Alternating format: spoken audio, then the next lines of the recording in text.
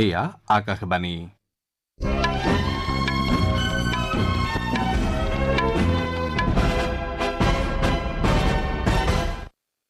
বাতৰি পঢ়িছো পুলক গগৈয়ে এতিয়াৰ প্ৰধান বাতৰিসমূহ হ'ল 2027 চনৰ ভিতৰত মাহজাতীয় শস্য উৎপাদনৰ ক্ষেত্ৰত ভাৰত আত্মনিৰ্ভৰশীল হৈ উঠিব বুলি কেন্দ্ৰীয় গৃহ আৰু সমবায় মন্ত্ৰী অমিত শ্বাহে প্ৰকাশ কৰিছে স্বাস্থ্যমন্ত্ৰী কেশৱ মহন্তই আজি যোৰহাট চিকিৎসা মহাবিদ্যালয় হাস্পতালত উপস্থিত হৈ ডেৰগাঁৱৰ পথ দুৰ্ঘটনাত আহতসকলৰ স্বাস্থ্যৰ বুজ লয় কেন্দ্ৰীয় ঔষধ মান নিয়ন্ত্ৰক সংগঠনে তেজ কিনাৰ ক্ষেত্ৰত প্ৰক্ৰিয়াকৰণ শুল্কৰ বাহিৰে আন সকলো শুল্ক নিষিদ্ধ কৰিছে ডিউৰ ঘোচলা বিচত পোনপ্ৰথমবাৰৰ বাবে আয়োজিত মাল্টি স্পৰ্টছ বিচ গেমছত সমগ্ৰ দেশৰ 1200তকৈও অধিক খেলুৱৈয়ে বিভিন্ন খেলত অংশগ্ৰহণ কৰিব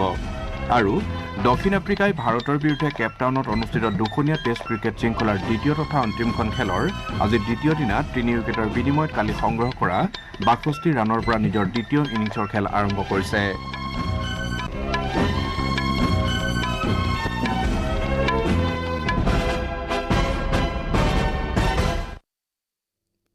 2027 চনৰ ভিতৰত মাহজাতীয় শস্য উৎপাদনৰ ক্ষেত্ৰত ভাৰত আত্মনিৰ্ভৰশীল হৈ উঠিব বুলি কেন্দ্ৰীয় গৃহ আৰু সমবায় মন্ত্ৰী অমিত শ্বাহে প্ৰকাশ কৰিছে তেওঁ কয় যে মগু আৰু বুট উৎপাদনৰ ক্ষেত্ৰত ভাৰত আত্মনিৰ্ভৰশীল হৈছে যদিও আন মাহজাতীয় শস্যৰ ক্ষেত্ৰত এতিয়াও আমদানিৰ ওপৰত নিৰ্ভৰ কৰিবলগীয়া হয় নতুন দিল্লীত আজি কৃষকসকলৰ বাবে পঞ্জীয়ন বিক্ৰী আৰু মূল্য আদায়ৰ বাবে এটা পৰ্টেল মুকলি কৰি শ্ৰী শ্বাহে এইদৰে কয় শ্ৰী শ্বাহে কৃষকসকলে মাহজাতীয় শস্য খণ্ডত ভাৰতক আত্মনিৰ্ভৰশীল কৰি তোলাৰ ক্ষেত্ৰত বিশেষ ভূমিকা গ্ৰহণ কৰিব বুলিও আস্থা প্ৰকাশ কৰে মন্ত্ৰীগৰাকীয়ে কয় যে যোৱা 9টা বছৰত নৰেন্দ্ৰ মোদী চৰকাৰে মাহজাতীয় শস্য উৎপাদন বৃদ্ধিৰ বাবে ভালেমান পদক্ষেপ গ্ৰহণ কৰিছে স্বাস্থ্যমন্ত্ৰী কেশৱ মহন্তই আজি যোৰহাট চিকিৎসা মহাবিদ্যালয় হাস্পতালত উপস্থিত হৈ কালি ডেৰগাঁৱত সংঘটিত পথ দুৰ্ঘটনাত আহতসকলৰ স্বাস্থ্যৰ বুজ লোৱাৰ লগতে সকলো সা সুবিধা প্ৰদান কৰিবলৈ চিকিৎসালয় কৰ্তৃপক্ষক নিৰ্দেশ দিছে আজিৰ পৰিদৰ্শনকালত মন্ত্ৰীগৰাকীৰ সৈতে যোৰহাটৰ বিধায়ক হিতেন্দ্ৰনাথ গোস্বামী জিলা আয়ুক্ত পুলক মহন্ত যোৰহাট চিকিৎসা মহাবিদ্যালয়ৰ অধ্যক্ষ ডাঃ ৰত্নকান্ত তালুকদাৰ চিকিৎসা মহাবিদ্যালয়ৰ অধীক্ষক ডাঃ পূৰ্ণিমা বৰুৱা আৰু জিলাৰ যুটীয়া স্বাস্থ্য সেৱা সঞ্চালক ডাঃ শশীধৰ ফুকন উপস্থিত থাকে ইয়াৰ পাছতে মন্ত্ৰীগৰাকীয়ে এওঁলোকৰ লগতে চিকিৎসা মহাবিদ্যালয়ৰ স্নায়ু ৰোগ বিভাগ আৰু আন সংশ্লিষ্ট সকলো বিভাগৰ মুৰব্বীৰ সৈতে আহত লোকসকলৰ চিকিৎসাৰ সন্দৰ্ভত আলোচনাত মিলিত হয় মন্ত্ৰীগৰাকীয়ে আহত সকলো লোককে সম্পূৰ্ণ চৰকাৰী খৰচত চিকিৎসা কৰাৰ লগতে প্ৰয়োজনীয় ঔষধ বিনামূলীয়াকৈ প্ৰদান কৰিবলৈ চিকিৎসা মহাবিদ্যালয় কৰ্তৃপক্ষ আৰু জিলা স্বাস্থ্য বিভাগক নিৰ্দেশ দিয়ে ইয়াৰ উপৰিও সুস্থ হোৱা লোকসকলক সুকলমে নিজ নিজ ঘৰত থৈ অহাৰ বাবে জিলা প্ৰশাসনক তেওঁ নিৰ্দেশ দিয়ে চিকিৎসালয়খনৰ আইচিইউত ভৰ্তি হৈ থকা গুৰুতৰভাৱে আঘাতপ্ৰাপ্ত গুৱাহাটী চিকিৎসা মহাবিদ্যালয় হাস্পতাললৈ প্ৰেৰণ কৰা 4জন লোকৰ চিকিৎসাও সম্পূৰ্ণ বিনামূলীয়াকৈ প্ৰদান কৰাৰ বাবে মন্ত্ৰীগৰাকীয়ে নিৰ্দেশ দিছে ইয়াৰ লগতে তেওঁলোকৰ আত্মীয়ৰ থকা খোৱাৰ ব্যৱস্থা কৰিবলৈও সংশ্লিষ্ট পক্ষক তেওঁ নিৰ্দেশ দিয়ে উল্লেখযোগ্য যে ডেৰগাঁৱৰ বালিজানত কালি নিচেই পোৱা বনভোজদলৰ বাছৰ সৈতে ট্ৰাকৰ মুখামুখিকৈ খুন্দা লগাৰ ফলত হোৱা দুৰ্ঘটনাত আহত লোকসকলক যোৰহাট চিকিৎসা মহাবিদ্যালয় হাস্পতাললৈ প্ৰেৰণ কৰা হৈছিল কেন্দ্ৰীয় ঔষধ মান নিয়ন্ত্ৰণ সংগঠন CDSCOয়ে তেজ কিনাৰ ক্ষেত্ৰত প্ৰক্ৰিয়াকৰণ শুল্কৰ বাহিৰে আন সকলো শুল্ক নিষিদ্ধ কৰিছে চিকিৎসালয়সমূহত তেজৰ বাবদ অত্যধিক মূল্য সংগ্ৰহ কৰা কাৰ্যক প্ৰতিৰোধ কৰাৰ বাবে এনে ব্যৱস্থা গ্ৰহণ কৰা হৈছে চৰকাৰী সূত্ৰই প্ৰকাশ কৰা অনুসৰি এই সন্দৰ্ভত পূৰ্বেও নীতি নিৰ্দেশনা জাৰি কৰা হৈছিল ঔষধ মান নিয়ন্ত্ৰণ সংগঠনে এতিয়া পুনৰ এই সম্পৰ্কে নিৰ্দেশ জাৰি কৰি সকলো ৰাজ্য আৰু কেন্দ্ৰীয় শাসিত অঞ্চলকে নিৰ্দেশ মানি চলিবলৈ আহ্বান জনাইছে উপ ৰাষ্ট্ৰপতি জগদীপ ধনখৰে জম্মুৰ কৃষি বিজ্ঞান আৰু প্ৰযুক্তিৰ শ্বেৰ-ই কাশ্মীৰ বিশ্ববিদ্যালয়ৰ 8ম সমাৱৰ্তনত অংশগ্ৰহণ কৰাৰ বাবে আজি জম্মুত উপস্থিত হৈছে আকাশবাণীৰ সংবাদদাতাই জানিবলৈ দিয়া মতে এই সমাৱৰ্তনত তেওঁ মুখ্য অতিথি হিচাপে উপস্থিত থাকিব উপ ৰাষ্ট্ৰপতিগৰাকীয়ে এদিনীয়া ভ্ৰমণসূচীৰ অংশ হিচাপে কঠুৱা প্ৰযুক্তি উদ্যানত ষ্টাৰ্ট আপসমূহক প্ৰসাৰিত কৰাৰ বাবে আয়োজন কৰা এখন বাণিজ্য মেলা মুকলি কৰিব দিল্লীৰ উপ ৰাজ্যপাল VK সাক্সেনাই 223 কোটি টকাৰ কেলেংকাৰীৰ অভিযোগৰ গোচৰত দিল্লী চৰকাৰৰ দুগৰাকী বিষয়াৰ বিৰুদ্ধে CBIক তদন্তৰ অনুমতি দিছে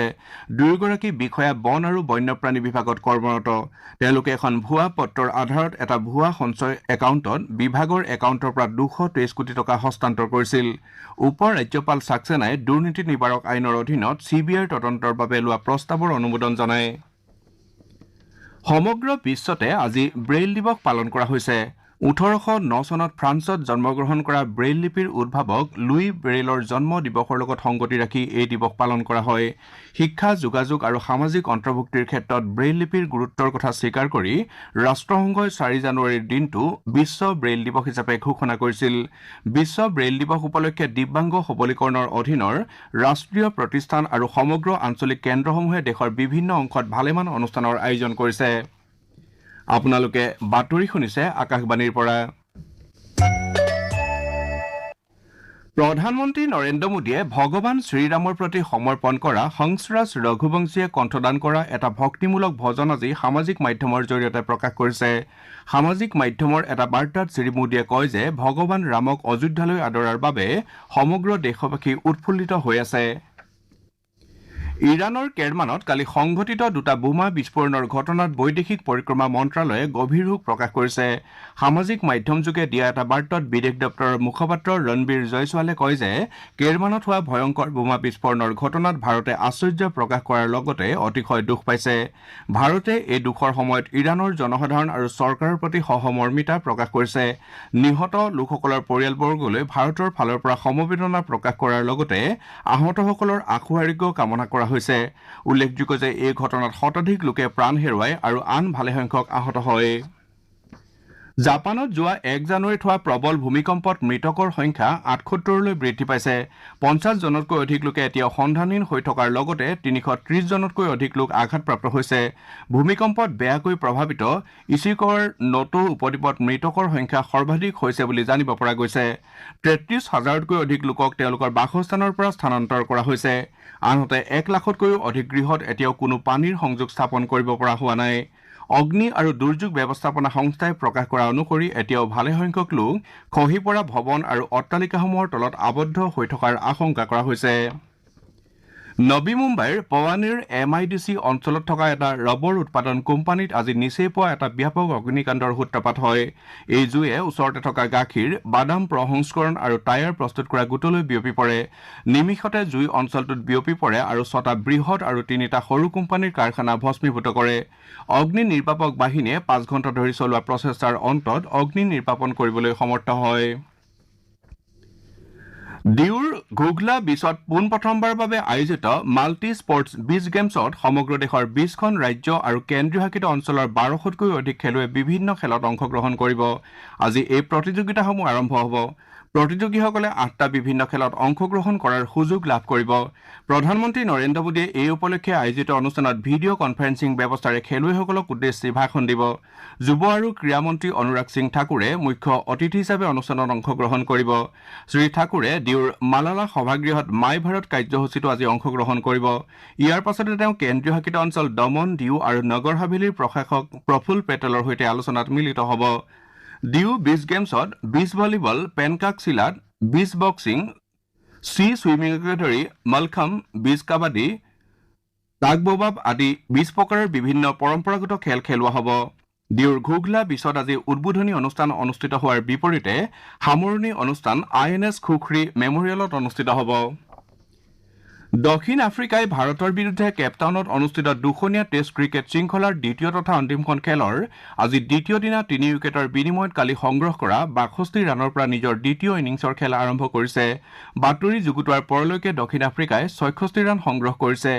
ইয়াৰ পূৰ্বে ভাৰতে কালি 153 ৰানত প্ৰথম ইনিংছ সামৰে আৰু দক্ষিণ আফ্ৰিকাৰ প্ৰথম ইনিংছতকৈ 98 ৰানৰ অগ্ৰগতি লাভ কৰে বাতৰি শেষ কৰাৰ পূৰ্বে প্ৰধান বাতৰিকেইটা আকৌ এবাৰ পঢ়ি দিছো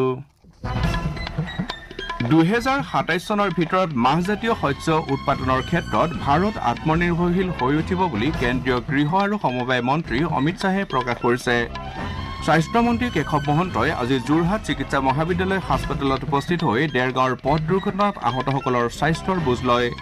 কেন্দ্ৰীয় ঔষধ মান নিয়ন্ত্ৰণ সংগঠনে তেজ কিনাৰ ক্ষেত্ৰত প্ৰক্ৰিয়াকৰণ শুল্কৰ বাহিৰে আন সকলো শুল্ক নিষিদ্ধ কৰিছে ডিউৰ ঘুগলা বিচত পোনপ্ৰথমবাৰৰ বাবে আয়োজিত মাল্টি স্পৰ্টছ বিচ গেমছত সমগ্ৰ দেশৰ 1200তকৈও অধিক খেলুৱৈ বিভিন্ন খেলত অংশগ্ৰহণ কৰিব আৰু দক্ষিণ আফ্ৰিকাই ভাৰতৰ বিৰুদ্ধে কেপটাউনত অনুষ্ঠিত দুখনীয়া টেষ্ট ক্ৰিকেট শৃংখলাৰ দ্বিতীয় তথা অন্তিমখন খেলৰ আজি দ্বিতীয় দিনা 3 উইকেটৰ বিনিময়ত কালি সংগ্ৰহ কৰা 62 ৰানৰ পৰা নিজৰ দ্বিতীয় ইনিংছৰ খেল আৰম্ভ কৰিছে আমাৰ এতিয়াৰ বাতৰি ইমানতে শেষ হ'ল।